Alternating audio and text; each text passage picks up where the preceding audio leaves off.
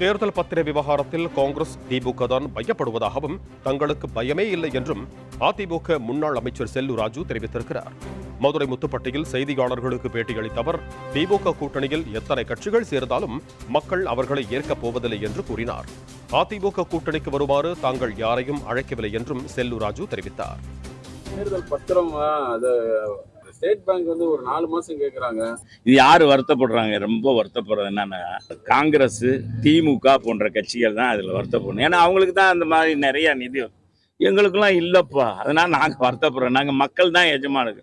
மக்கள் கூட்டணியில உள்ளவங்க எல்லாம் கையை பிடிச்சு இழுத்தாலும் அதிமுகவுக்கு வரமாட்டாங்கன்னு துரைமுருகன் பேசி, ஏங்க திமுக கூட்டணியை மக்களே இருக்கலையே, மக்களே ஏத்திருக்கல. எத்தனை பேர் சேர்ந்தான்னா, எத்தனை பேர் சேர்ந்தாலும் சரி அவங்களுக்கு நிச்சயமாக தெரியும்.